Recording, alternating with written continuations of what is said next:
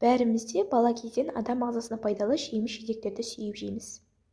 Тіпті кейбіріміз оның пайдасынан бейхабар болсақ та, тіл үйірер дәмі үшін қорек етеміз. Мамыр және маусымда құлпынайдың пісетін уақыты. Оның қаншалықты дәмді екенін өзіңіз де білесіз. Ал басқа артықшылықтары туралы естіп пе едіңіз? Соларға тоқталып өтейік. Тоқталмас бұрын видеоны соңына дейін көріп, қазақша контентке қолдау білдіріп, және біздің каналда 97% адам каналға жазылмай көреді екен. Сол себепті каналға жазылып, лайк басып белсенді болыңыздар. Сіздердің болмашы ғана әрекеттеріңіз бізге шабыт сыйлайды. Құлпынай есте сақтау қабілетін жақсартады. Жақында жүргізілген зерттеулерге сәйкес, құлпынай мидың қартаю процесін баяулатады. Оның функционалдық өмірін ұзартады. Бұл бізге қартайғанда да мүмкіндігінше ұзақ уақыт бойы есімізді жоғалтпауға мүмкіндік береді. Бір қызығы, құлпынайды күнде жеу қысқа мерзімде есте сақтау қабілетін жақсартатынын дәлелдейтін зерттеуі бар. Есте сақтау қабілетінің нашарлау, яғни Альцгеймер ауруының басталуына тосқауыл болады.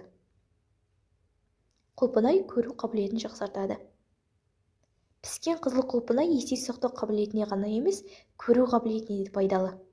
Көптеген зерттеулер құлпынайды күнделікті тұтыну тордың макулярлы дегенерациясының, катарактаның, көздің құрғауының, прогрессивті соқырлықтың және жас қосылған сайын тіндердің өзгеруіне байланысты басқа да проблемалардың дамуына жол бермейтінін растайды. Жидектердің бірегей биохимиялық құрамы көру қабілетінің бұзылуына әкелетін көптеген аурулардың алдын алады. Сонымен қатар, бар ауруларды прогрессивті емдеуге ықпал етеді.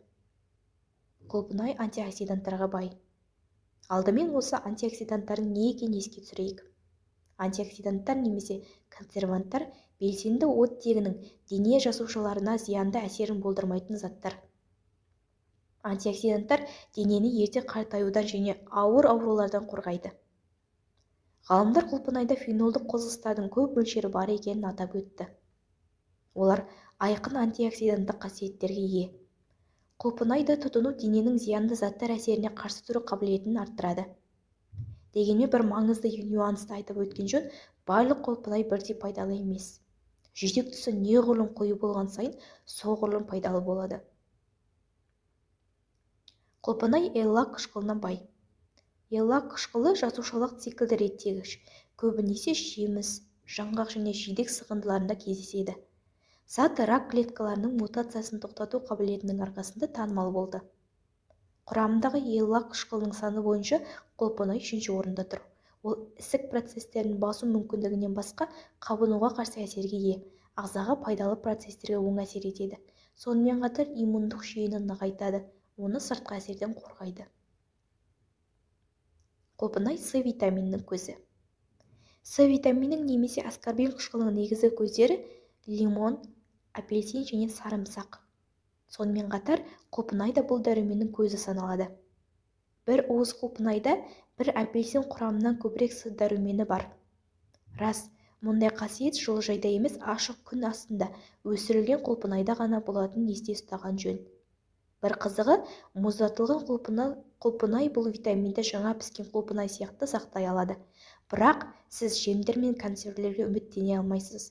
Жоғары температура витаминді жояды және тәтті қоспада пайдалы заттар қалмайды.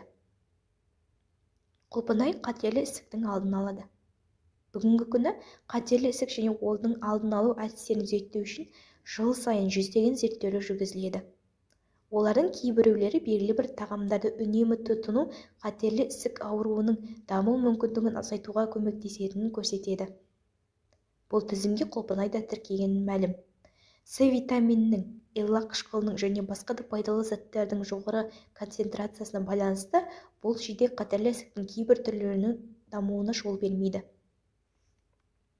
Құлпынай қандағы қант деңгейін қалыпқа келтіреді.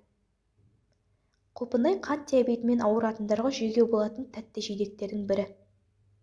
Одағы жоғары деңгей қандағы қант деңгейінің күрт артуына ықпал етпейді, сонымен қатар қанттың сіңуін баяулатады.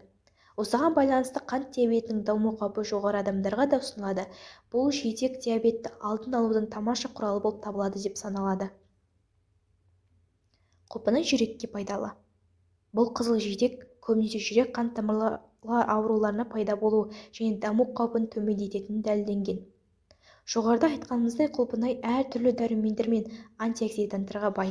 Бірақ бұл жағдайда магний мен кальций шөгінділерінің піскен жидектерде болуы әлдеқайда маңызды. Соңғысы қан қысымын қалыпқа келтіруде, сондай-ақ сұйықтықтың тоқырауының алдын алуда маңызды рөл атқарады. Бұл денеде немесе ішкі органдарда пайда болуы мүмкін ісінулерге әкеледі. Құлпынай аллергиясы бар адамдарға пайдалы. Бір қызығы, бұл жидек бір қарағанда әртүрлі аллергия түрлерінен зардап шегетін адамдарға ұсынылады. Құлпынай аллергиямен байланысты қабынуды және белгілі бір биохимиялық реакцияларды тежейді. Сонымен қатар, құлпынай болашақ аналарға пайдалы. Зерттеулер көрсеткендей, егер әйел жүктілік кезінде құлпынай тұтынса, балада құлпынайға аллергияның дамуы қаупі аз болады. Құрамындағы тағы бір маңызды компонент фолий қышқылы. Ол денедегі көптеген реакциялардың толық ағыны үшін қажет. Сондай-ақ қалыпты ұрық дамуының маңызды стимулятор ретінде болашақ ананың жүктілік кезінде қорғайды, ал баланың патологиялық дамуының ауытқуларынан сақтайды. Құлпынайдағы пайдалы заттар. Құлпынайдың тағы бір құрамасы көптеген эфир майлары және минералды компоненттермен құнды. Құлпынайдағы бұл пайдалы заттар өзінің танымал емдік қасиеттерін тудырады. Асқазан, ішек жолдарының қалыпты жұмысын, холеретикалық және диуретикалық қабілеттілігін, жүрек бұлшықеттерін қолдауда және шлактарды холестеролдан және қан тамырларын тазартуға көмектеседі. Буындарға құлпынай не үшін пайдалы? Құрамында кіретін фосфор мен кальций сүйек пен шеміршек тінінің қалыптасуына, жарақаттардың емделуіне ықпал етеді. Ал қышқылдар және кейбір биологиялық белсенді заттар тұздарды алу және ерітудің емдік қасиеттеріне ие. Сондықтан пайдалы қасиеттері бар жидектерді буынның ұстамалы аурулары мен артрит кезінде пайдалануға ұсынылады. Құлпынайдағы витаминдер. Пайдалы қасиеттерге өте бай құлпынай құрамындағы дәрумендер қарақат жемісіндегі дәрумендерден асып түспейді. Ондағы витаминдердің саны тек кейбір цитрус жемістерінен тұрады, ал оған қабықты витаминдер ескеріледі. Бірақ егер сіз жарты килограмм құлпынай немесе лимонның қайсын жеу жеңілдер екенін ойласаңыз, онда жидек үлкен артықшылыққа ие болады. Құлпынайдың құрамындағы қандай витаминдер бар?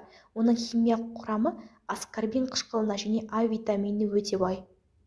Құлпынайдағы бұл дәрумендер иммундық мәртебесін көтеру және иммундық жүйенің жасушаларын белсендіру қасиеттеріне ие.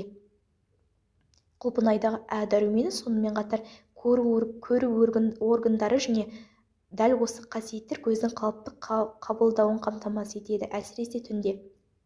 Ағза энергиясын және материалдарды алмасудың көптеген реакцияларын жүргізеді және майларды қанттардың бөлу процестеріне, жаңа тіндердің пайда болуына қажет. Видеоларды жақындарыңызбен бөлісіп қарай жүріңіздер. Сіздерге пайдалы болды деген үміттемін. Келесі кездескенше ауырмаңыздар.